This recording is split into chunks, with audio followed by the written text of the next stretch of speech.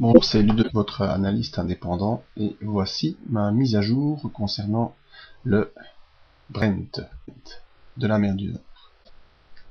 Cette semaine a été un peu difficile pour le pétrole Brent. En effet, le pétrole est souvent un bon indicateur de la tendance économique mondiale, et on peut pas dire que pour l'instant la tendance économique mondiale soit très claire.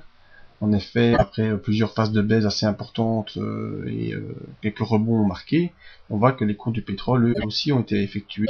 Des hausses, des baisses, des hausses, des baisses. Cette semaine-ci, quasiment une semaine tout à fait plate. Les opérateurs attendant vraiment un signal dans un sens ou dans l'autre, mais en tout cas qui pourrait donner une vision moyen terme et peut-être long terme si c'est possible, pour se placer sur les cours du pétrole. Donc actuellement, la semaine ici était complètement à plat. Seul signe positif, c'est qu'on a pu rester au-dessus de cette parabolique SAR. Donc la parabolique, ce sont les petits points petits et verts ici qui mettent des versions possibles de tendance. Donc on reste au-dessus de cette parabolique. On est coincé entre M20 et M50. Donc tout ça a joué avec le support de la M20, la M50 qui a rejeté, comme ici on le dit. Autre signal aussi de stagnation des cours sont les bandes de Bollinger. Vous voyez la bande de Bollinger ici au-dessus devient rouge, c'est-à-dire qu'elle descend, tandis que la bande de Bollinger, désolé, je déplace sans vouloir, la bande de Bollinger inférieure, elle devient verte et se resserre également. Donc on va avoir, à mon avis, un resserrement de bande de Bollinger jusqu'à une sortie qui pourrait donner une évolution positive ou négative des cours. Actuellement, la tendance est en neutre sur ce support, ce point pivot des 112,55 $. On va essayer de voir au niveau des indicateurs si on peut détecter une tendance plus précise. Malheureusement, le MACD lui croise à la baisse sous son signal, le signal qui reste à plat. Et c'est normal pour des indicateurs d'impulsion, mais quand il n'y a pas d'impulsion ni à la hausse ni à la baisse, les indicateurs d'impulsion s'affaiblissent vu qu'il n'y a pas d'impulsion et reviennent plutôt en impulsion négative. Le stochastique, lui, nous montre que, à son sens, nous sommes dans une impulsion baissière.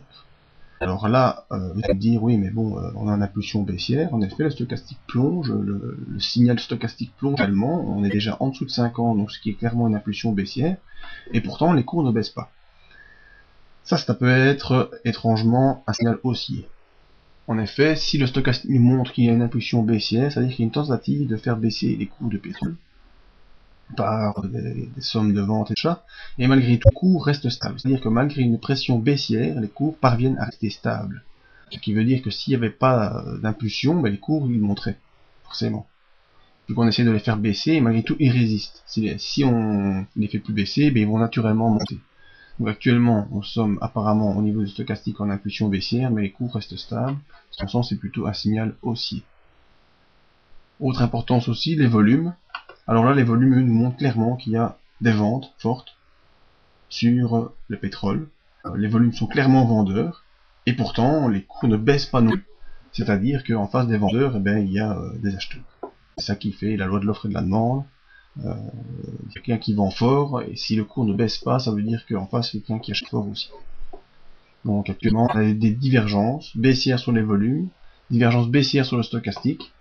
Le MACD passe baissier également, donc tous nos indicateurs nous montrent que nous sommes baissiers, et malgré tout, vous voyez que les cours, eux, ils restent à plat. On a fait ici 5 jours, où on a évolué 111,4 $, et en maximum ici, en clôture, on regarde 112,4, donc on a fait 1 $ de variation en clôture. C'est vraiment rien du tout par rapport à ici des chutes énormes où on a perdu plus de 10%, ici 5%, pardon, c'est vraiment des bougies très très significatives, et ici il n'y a rien qui bouge. Donc actuellement, en tant qu'analyste, je peux pas vous dire grand chose. On est normalement en impulsion baissière, mais les cours ne baissent pas.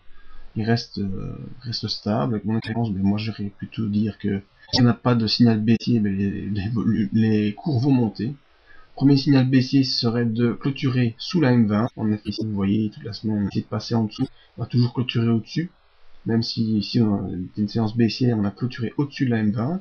Ici on clôture tout juste sous la M20. En effet, le cours clôture à 112,22 et la M20 est à 112,14. Donc on est vraiment presque sur la M20 et la M50 en résistance qui ne laisse pas passer le cours. Donc première indication la semaine prochaine, dès lundi, on verra si le cours va clôturer en dessous de sa M20.